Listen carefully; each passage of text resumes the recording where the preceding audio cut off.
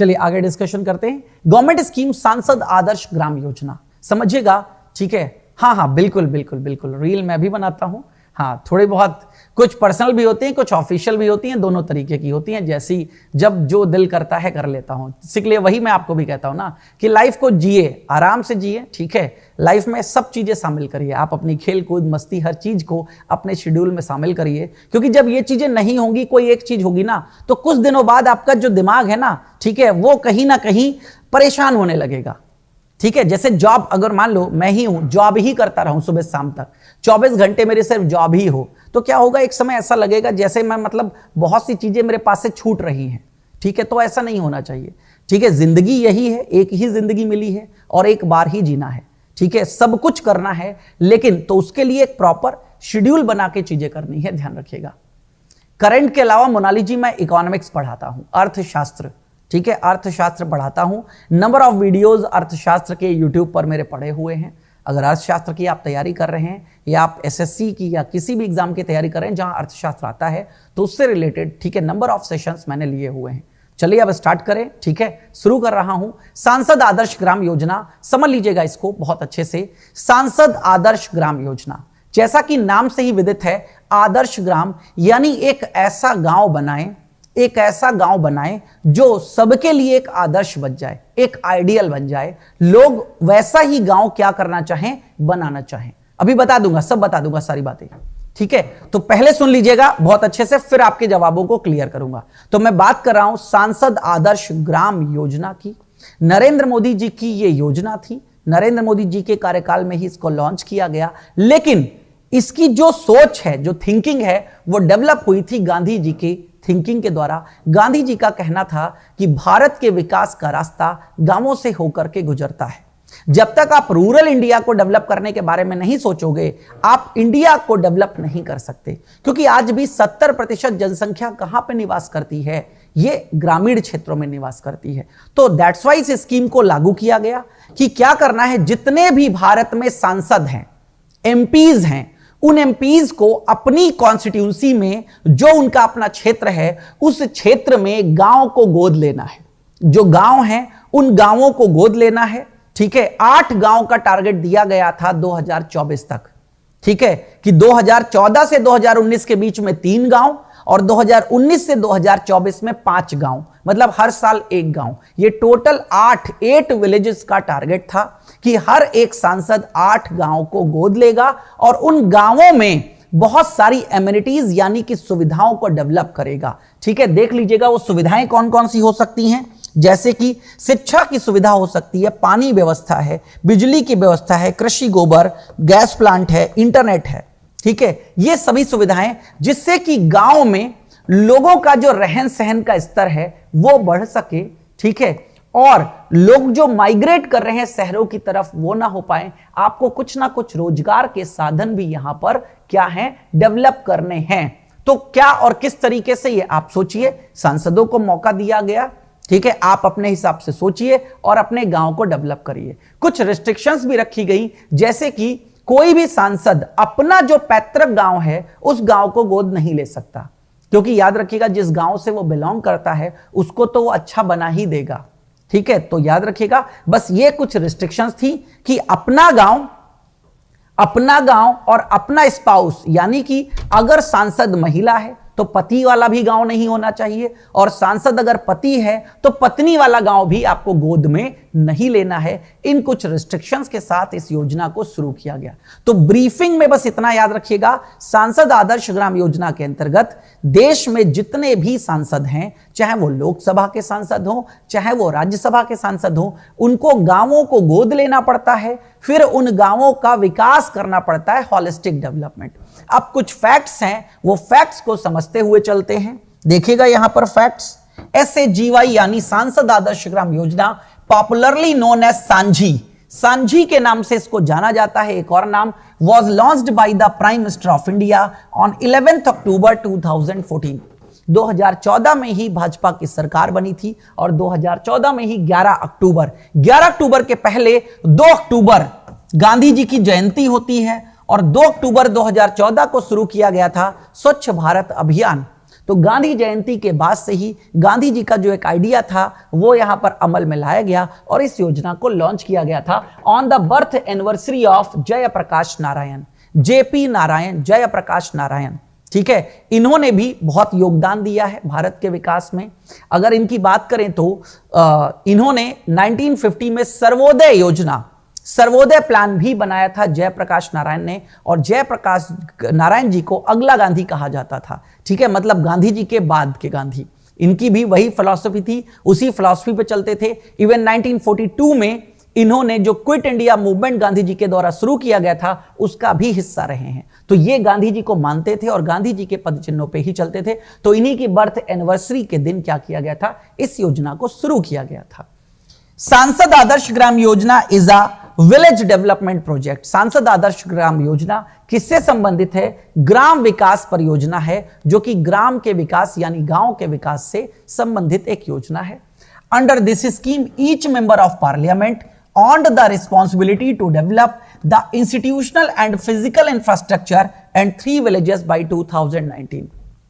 इस योजना के अंतर्गत जो मेंबर ऑफ पार्लियामेंट है, सांसद है, वो क्या करेगा? ऑन द रिस्पॉन्सिबिलिटी लेगा, जिम्मेदारी लेगा, ठीक है, विकास करने की, और चाहे वो इंस्टीट्यूशनल डेवलपमेंट हो या फिजिकल इंफ्रास्ट्रक्चर का डेवलपमेंट हो उन गांवों में। ठीक है, तो शुरुआत में 3 गांव में, क्योंकि 2014 में लॉन्च किया गया था, तो 2019 तक 3 गांवों को विकसित करने की जिम्मेदारी दी गई यहां पर। Then the scheme aims to develop 8 Adarsh villages of model villages by 2024। 2024 तक 8 गांवों को डेवलप करने की जिम्मेदारी दी गई। तो 2019 तक 3 और 19 से 24 तक प्रत्येक वर्ष 1, तो 5 हो जाएंगे। 19 से 24 तो 5 और 3 8, तो टोटल 8 कब तक? 2024 तक। तो 24 भी अगले वर्ष ही आने वाला है। गोल क्या था स्कीम का? गोल अंडर द योजना, इस योजना के अंतर्गत members of parliament are responsible for developing the socio economic, सामाजिक आर्थिक and physical infrastructure of 3 villages each by 2019 and a total of 8 villages, जो मैंने आपको बताया।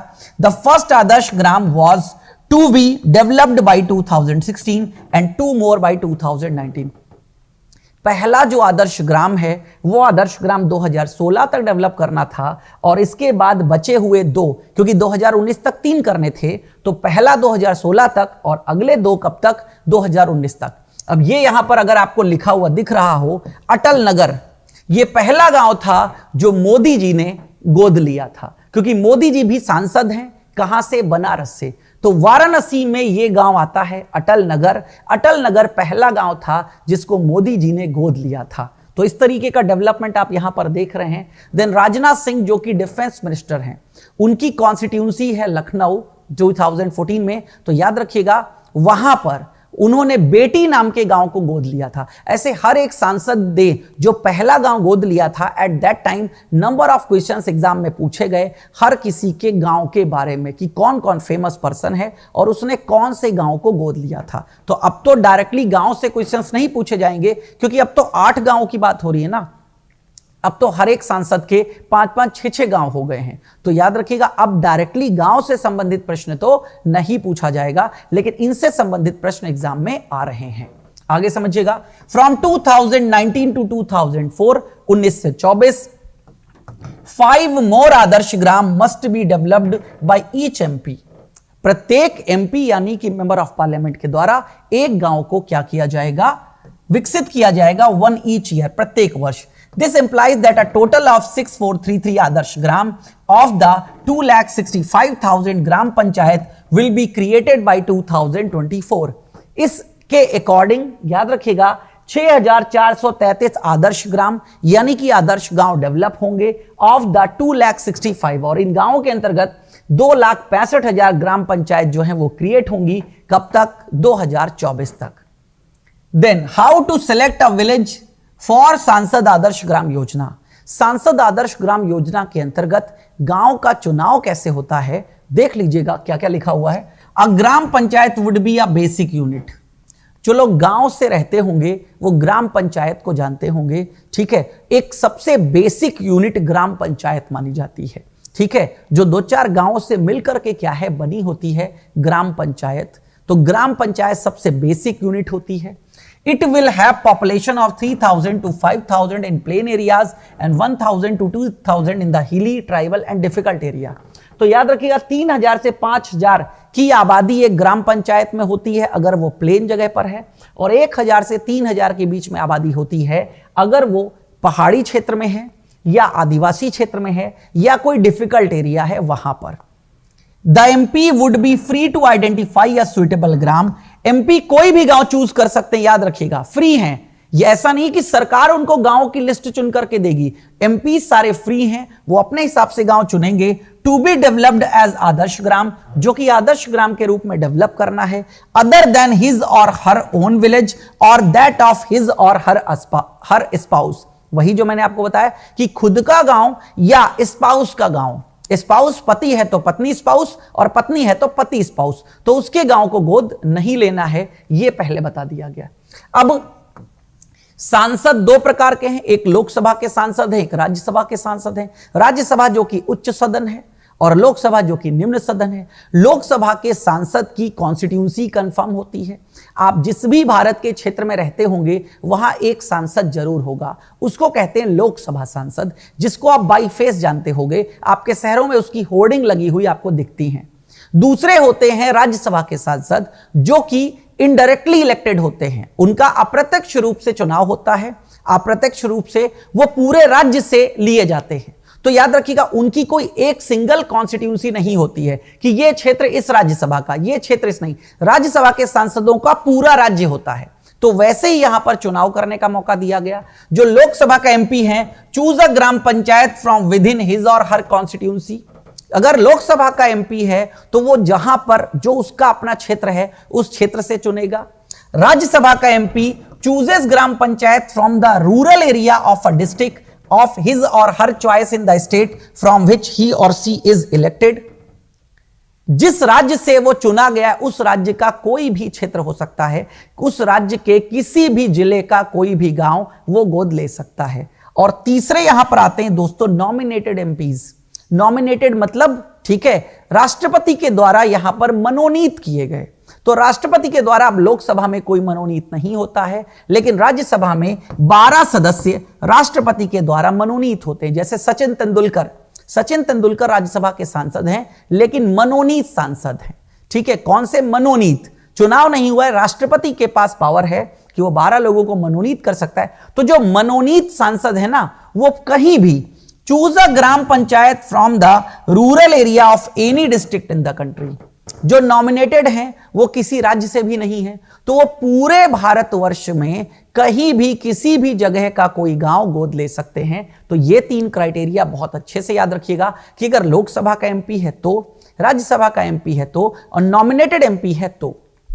अब आगे समझिएगा एक्शन टेकन किस तरीके से यहां पर कार्य किया जाता है। देखिएगा, the MPs engages with the community.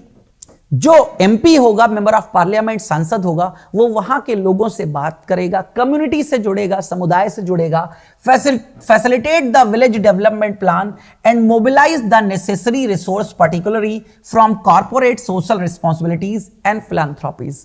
भाई जिस गांव का विकास करना है उस गांव में क्या क्या नहीं है, वहां के समुदाय के साथ मिलकर के एक पूरा प्लान या ढांचा तैयार करना पड़ेगा। अब ढांचा तैयार करने के लिए पैसा कहां से आएगा?